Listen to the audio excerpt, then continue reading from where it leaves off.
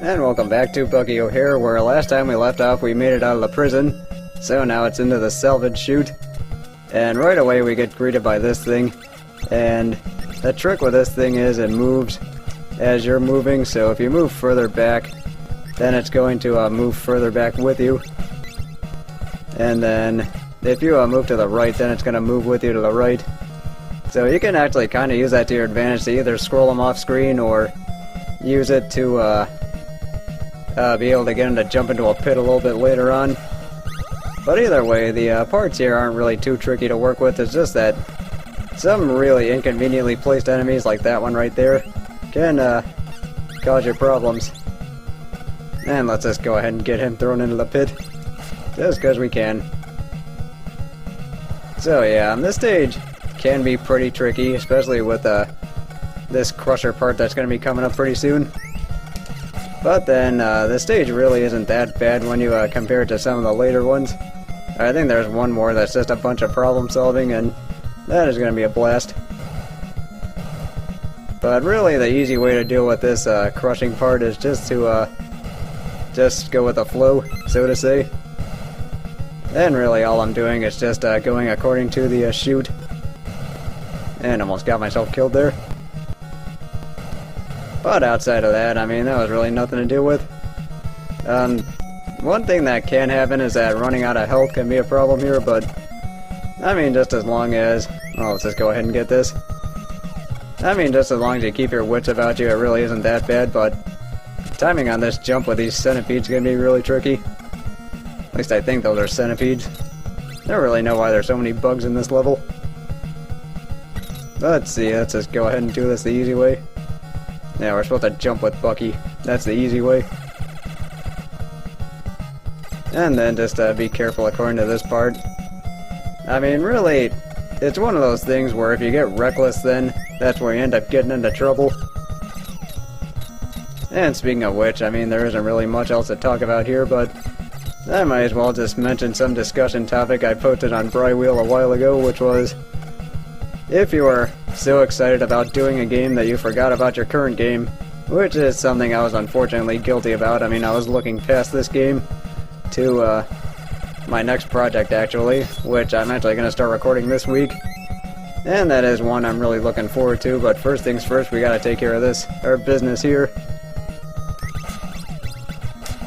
And also, that has been a problem with not only Let's Players, but just people in general. I mean, that's something that does happen a lot. I mean, it's natural to want to do things that are more exciting to you, but then again, this is a very good game, and I just want to get this done now. I mean, I'm just taking my time here, just because it's just a little bit too easy to hit spikes here. Oh, and also with these brain slugs, that if they end up catching you, you end up jumping a lot slower, and you end up going a lot slower, or you jump a lot lower, so to say. And the easy way to take care of them is to jump up and hit the spike so that they die, but you don't. Which I think is actually pretty ingenious of the game when you think about it. I mean, they have this gimmick where you have to use the spikes to your advantage instead of getting killed on them. Which is actually something I like. But as you can see, I'm just being pretty cautious here. Just because. And then one last tricky part, just gotta make jumps here.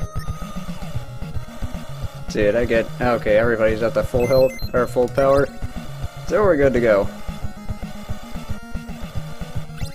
Yeah, let's... nah, damn it, this went too late.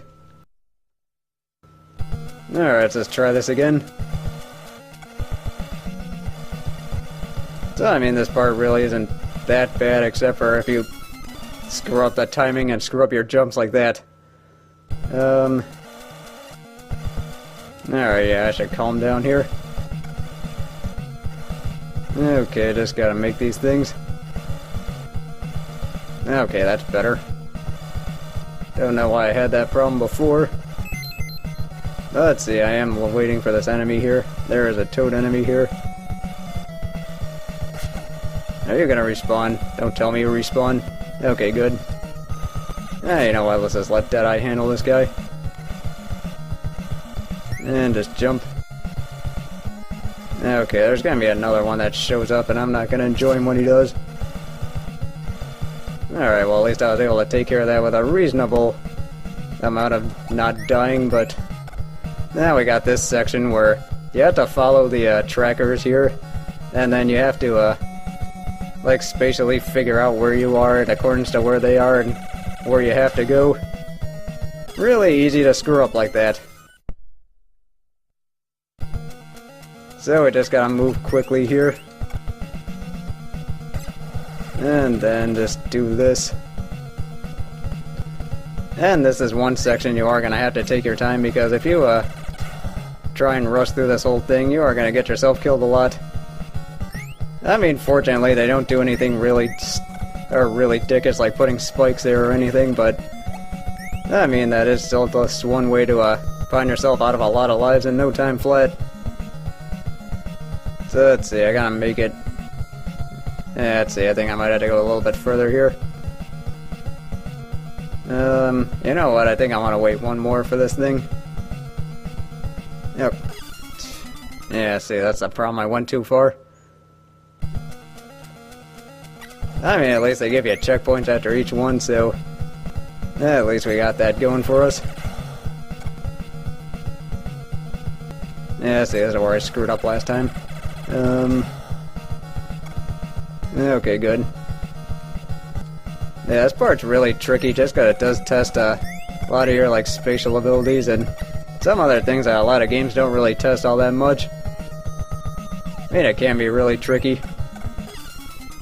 Okay, I thought I landed on that thing, but I guess not. Yeah, see, this is the problem with when you take too long. Of course I am recording myself, seeing as how I did this flawlessly on my practice runs. It only makes sense that I'm screwing up now. So what we're gonna do is just do this the easy way and just fly all the way up. Fortunately the lava doesn't kill you, but you can get lives back here. Oh, and by the way, those things eat you if you end up jumping straight in, so that's just always something to know. Or that's just always good to know. Let's see, we got this stage and then a few more stages left, and I am looking forward to getting this game done. And I am also looking forward to this boss, and this boss is not going to be easy, but fortunately with Jenny's special ability we can take care of him pretty quickly. Yeah, unfortunately this is the problem with this thing, is that if you or if it moves too quickly, then sometimes it oh god, we gotta get down. Yeah, if it moves too quickly, then sometimes it just flies off screen, and I don't really know why it does that, but that's just something that happens.